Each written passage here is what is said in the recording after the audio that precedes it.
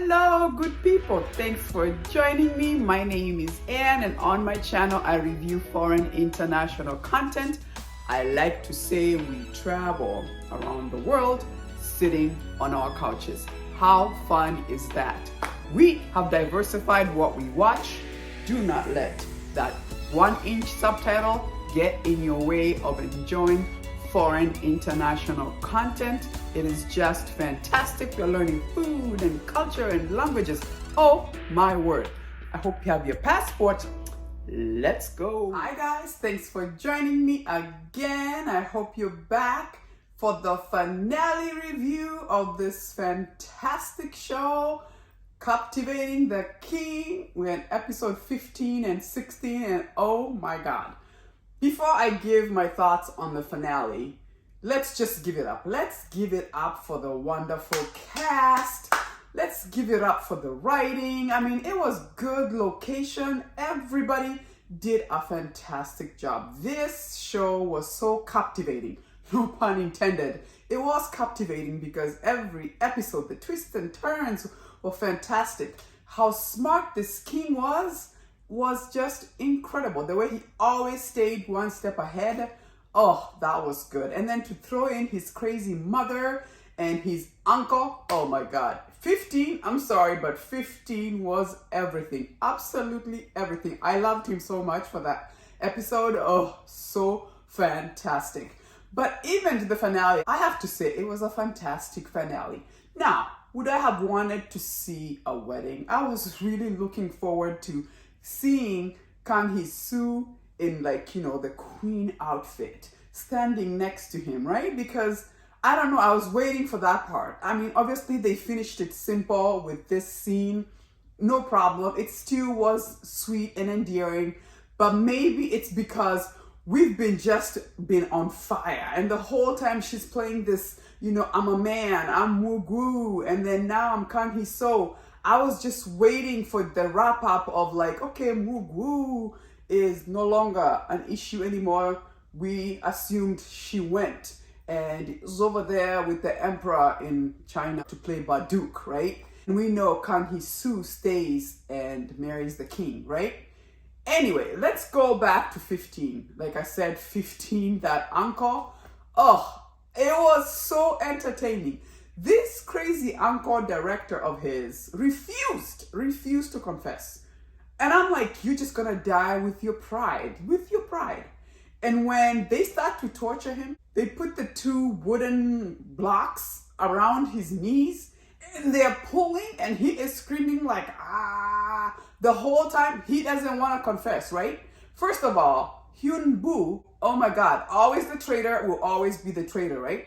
After he realizes this director uncle, really, when he told him, look, if I go down, you go down, he's like, this is not good for me. And he's like, let me run away from here. And thank God, once again, this king, always one step ahead, was like, we need to get that guy. And then Myung-ha, thankfully, he came around, told him, look, I know what you did, and I will tell the king, so you better help the king and tell the king, because now we don't have a witness. Why? Because the maid died. By the way, that maid dying, I kind of felt sorry for her.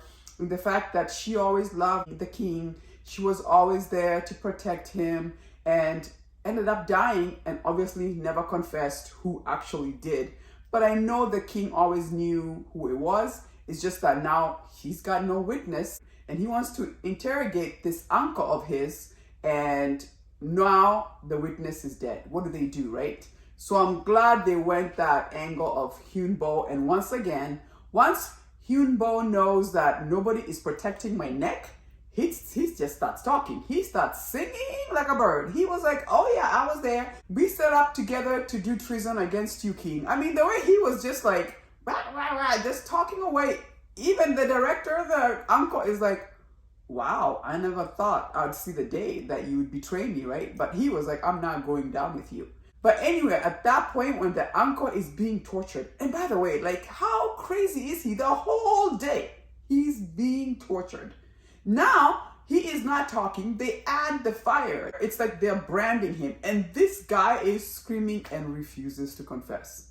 And finally, the king has to make a decision about his punishment. He even tried to talk to him. He said, everybody get out of here. Uncle, come on, dude. The way the uncle, right? He was like, I thought you were gonna be a dragon, but you ended up becoming a worm. He called the king a worm. He says, you are a fool. And then he spits on him.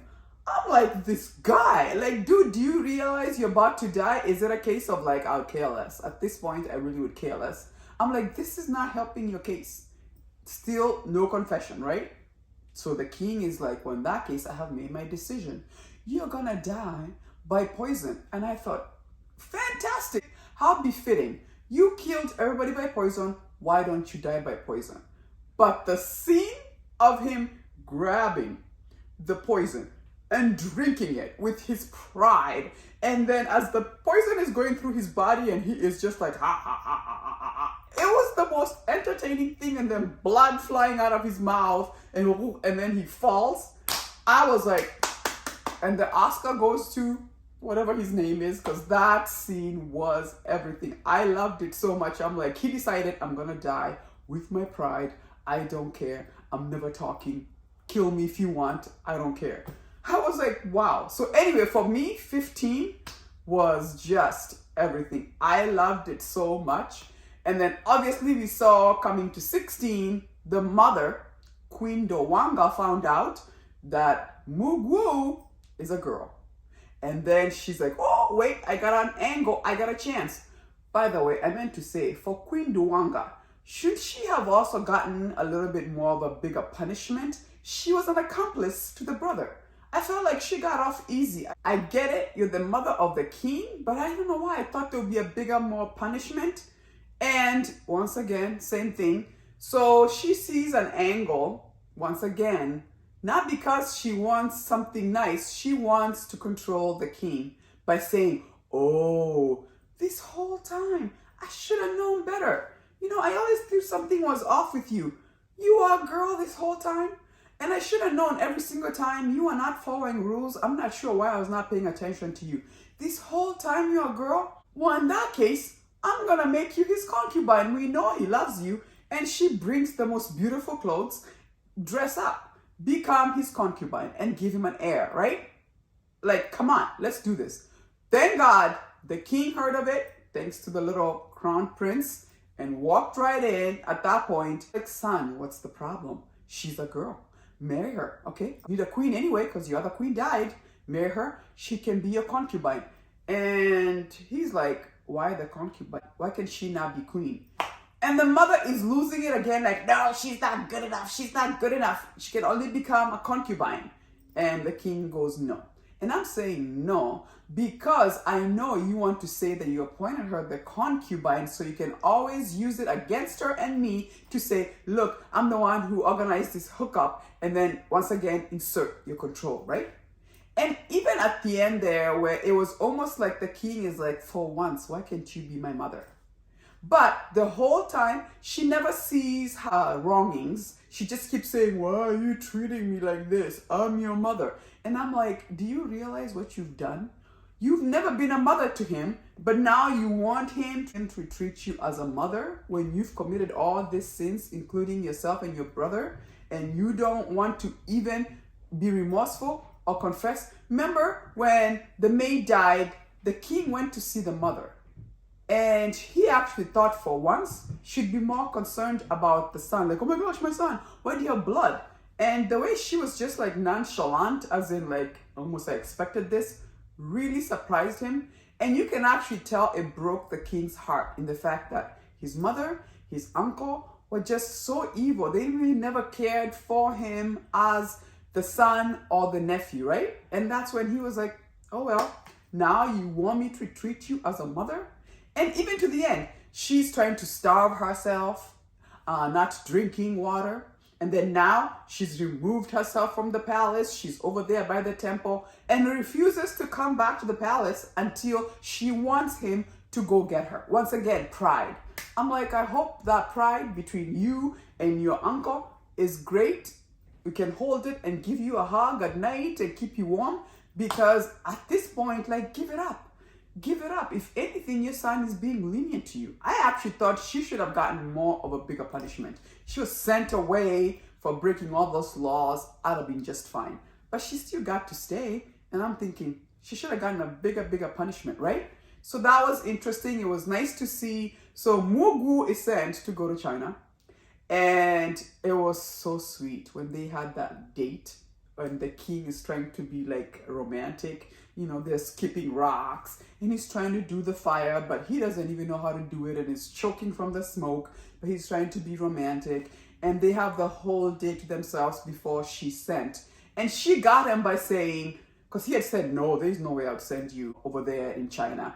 And she got him by saying, but I want to see my father. I have not seen him for such a long time. I'm like, what is he supposed to say to that? Like, obviously he was going to be like, great, okay, fine. I'll be a monster not to let you go see your father, who you've longed for a long time, right? So anyway, she goes. I thought it was interesting that when she comes back, it says it's been 9 months. Because I'm thinking, they had that wonderful night. Seems like they spent the night together. They exchanged romantic words. I thought it was interesting when she was talking about, when I'm gone, please don't wait too long. Go find a queen and marry someone. And before she could finish that, he kisses her. Almost like, I don't want to hear that. Almost like, I am not replacing you. Okay? Not that nonsense about I need to look for a queen. I'm not even listening to that. Like, he stops her by kissing her, like, stop talking. Almost like, I'm not doing that, right? So I'm thinking when they said it's been 9 months and she's back, I'm like, because she came and was hiding from the king. And then my mind is thinking, 9 months. Wait, I'm thinking she's pregnant? Is that why she's hiding from the king so that she can do a big reveal? That is where my mind was going. And then obviously we find out she's not anyway. And Myug-ha saw her and was like, you're here. And Myug-ha tells the king. And then obviously they meet here. And I thought it was so romantic and so sweet when he was like, I'm going to play you Baduk because I want to know your real name. And then obviously she's like, almost like, you don't have to beat me. My name is Kang Hee-soo. Oh, so romantic. And he is like, the name I've been dreaming of to hear. And then the way he says her name, Hisuya. Oh, so romantic. So in a way, I was happy with how it ended. And then obviously he proceeds to say, from today onwards, we'll never be separated and I will live with you for the rest of my life. So we were given the notion is that they do end up getting married and they live happily ever after, right? We would have wanted to know more of like, you know, okay, I guess the assumption is they're gonna get married and the crown prince would be the next heir. And if they have any children after that, it doesn't matter because the crown prince would end up becoming the next king. I thought it was interesting when the Queen Dewanga was talking to the king and said, you can't let that crown prince become your heir because that will be bringing back that bloodline. And she reminded him of the king, their father, her husband, apparently was very ruthless, same as the previous king. The stepson was also ruthless. And she tells the son, if you let that crown prince to become king again, you're going to bring another bloodbath. And the way he said to his mother, well, if that happens, I don't care. I'll be dead and gone, mother. I was like, damn. Okay, king. And she's like, so you don't care about the future? No, I'll be dead and gone. What's the big deal? I was like, wow. At this point, I think he was over. He was done with the whole mother and uncle. He was so over it. It was interesting to see that guy from Kyugi. We find out that the Prince Rui died. The princess comes back. It was nice to see the servant that was sent as the princess did an excellent job of always making sure the king was getting information about what was going on in that kingdom, and it helped. And she even told him, because of you executing that director, your uncle, now that kingdom is like, woo, we're not gonna play anymore with Joseon. Joseon being the old name of South Korea, because it sounds like that king is not playing, almost like we cannot toy with them anymore. And then Jack J. Pyo, the way he, at the end there, didn't realize that the emperor over there was working with the king, and he came because he found out that he wanted to plan treason on Prince Rui. Can we take him over so we can bring him back to Kyug and punish him? And the way he's like, oh, Chiona, oh, please, king, don't let them take me there. I'm from Korea. Why don't you just let me stay here in Joseon and you punish me because you're my king? And he reminded him, remember when the king, when he used to be the prince, was sent away, and he's the one who brought them there and torturing them. And he said, I'm not one of you. I'm not Korean. I'm with the Chinese, right? So don't ever consider me one of you. He reminded him, he said, oh, didn't you not tell me that you are not one of us? For that reason, I'm sorry, you're not one of us. You're gonna have to go over there to China and get your punishment. That was so good. Anyway, all in all, I have to say it was well wrapped up. I mean, some can say maybe the finale was a little underwhelming. I think 15 was definitely more exciting than 16, but it felt like 16 was just a finishing up and just wrapping the bow and just being done. Like I said, I would have loved to have seen her as the queen, you know, there in the kingdom. But even this ending, it was good. It's still very, very good. The writing, the acting, all of it was just fantastic. I really enjoyed this. This is gonna be one of those series you add to your favorites. It's one of those you can go back and watch and rewatch, right? It's just fantastic. I want to thank all of you if you've been here this whole time with me. Thank you so much. I love you. Sarange. I'm gonna start reviewing Queen of Tears. That's starting next week, so join me. That looks like it's gonna be really good. I also watch My Name is Lo Ki-wan, you know, with our favorite actor from Vincenzo. And I don't know, I have mixed emotions. I thought about reviewing it, but it's pretty heavy. It ends well, but it's really a heavy storyline about an immigrant in Brussels. Well done, but very heavy story. Have you watched it? What do you think of it? Let me know. If you'd like a review, I'm glad to do it. And you can watch it. It's a movie, about 2.5 hours, but very heavy subject line. Well done. But once again, like I said, I will start reviewing Queen of Tears. That looks like it's gonna be really, really good. And it's starting next weekend, so join me. Once again, thank you so much. And if you do like my video, as usual, give me a like, subscribe. It does help to support my channel. And I'll see you next week. Deuces.